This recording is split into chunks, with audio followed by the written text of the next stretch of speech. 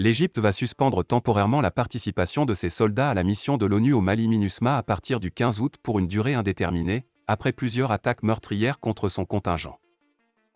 La décision égyptienne a été annoncée au lendemain de celle prise par le Mali de suspendre toutes les rotations des contingents militaires et policiers de la MINUSMA en raison du contexte de sécurité nationale. Le Caire a exprimé en début de semaine, au cours d'une réunion de l'ONU à New York, son inquiétude face à la multiplication des attaques contre ces casques bleus. Nous avons été informés qu'en conséquence, le contingent égyptien suspendrait temporairement ses activités au sein de la MINUSMA, écrit la mission dans un communiqué transmis à l'AFP, sans préciser la durée de la suspension. 7 casques bleus égyptiens ont été tués au Mali depuis le début de l'année. L'Égypte a un contingent de 1035 militaires déployés au Mali sur un total de 12 261 casques bleus au Mali, a précisé un responsable de l'ONU à Bamako. Il représente l'un des contingents les plus nombreux de la mission, a-t-il souligné.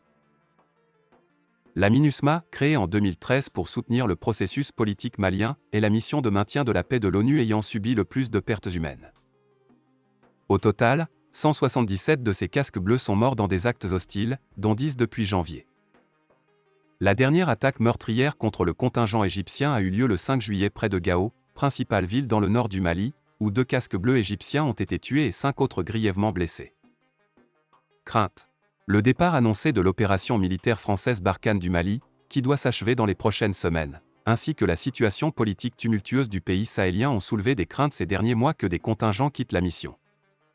L'Allemagne a notamment envisagé de retirer ses troupes de la MINUSMA au printemps.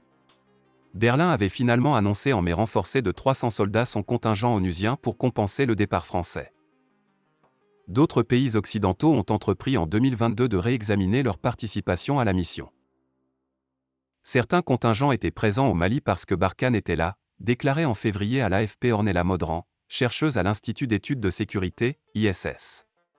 Avec le départ des soldats français, est-ce que les Allemands, les Anglais ou les Suédois resteront, s'interrogeait-elle à cette époque. Le Conseil de sécurité de l'ONU a prolongé le 29 juin la mission de la MINUSMA d'1 an, malgré elle, opposition ferme, du Mali à la liberté de mouvement des casques bleus pour des investigations liées aux droits de l'homme.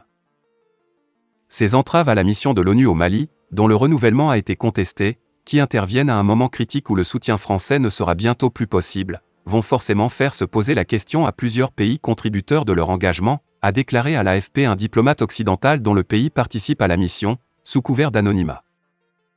Le Mali, pays pauvre et enclavé au cœur du Sahel, a été le théâtre de 2 coups d'État militaires en août 2020 et en mai 2021. La crise politique va de pair avec une grave crise sécuritaire en cours depuis 2012 et le déclenchement d'insurrections indépendantistes et djihadistes dans le nord. Le pays est dirigé par une transition miliaire qui s'est détournée de la France et de ses partenaires, et s'est tournée vers la Russie pour tenter d'endiguer la propagation djihadiste qui a gagné le centre ainsi que le Burkina Faso et le Niger voisin. Ces violences ont fait des milliers de morts civiles et militaires ainsi que des centaines de milliers de déplacés. Le président ivoirien Alassane Ouattara a reçu samedi le ministre français des Armées Sébastien Lecornu. Les 2 hommes ont abordé le sujet de la coopération militaire entre les 2 pays, qui a entre autres entraîné la création de l'Académie internationale de lutte contre le terrorisme à Jacquesville près de la capitale l'an dernier. Le séjour éclair du ministre français s'est achevé par la visite de la base militaire française de Port-Bouët qui compte près d'1 millier de soldats. Annoncé il y a quelques jours par le président français Emmanuel Macron, Paris souhaite redéfinir d'ici l'automne sa stratégie militaire dans le Sahel, en plaçant ses troupes en soutien, sous les ordres des armées africaines, et en menant des opérations plus coopératives. La France est militairement engagée dans le pays depuis 20 ans, avec l'opération Licorne, visant à protéger les étrangers présents dans le pays. Des centaines de milliers de marchandises, conventionnelles, du transit malien sont concernées par cette décision d'annulation des frais de magasinage. Bamako, 15 juin AMAP une mission de la Direction générale du port autonome de Dakar PAD, qui séjourne, depuis mercredi, au Mali, a rencontré jeudi les opérateurs économiques maliens au Conseil national du patronat du Mali CNPM. L'objectif de cette rencontre avec les opérateurs économiques maliens était d'échanger sur les mesures annoncées par le PAD pour la reprise du transit malien et les moyens de renforcer le partenariat stratégique entre les 2 parties. Ces mesures portent, notamment, sur l'annulation des frais de magasinage des marchandises maliennes en transit au PAD. Fin de la vidéo, merci pour votre attention.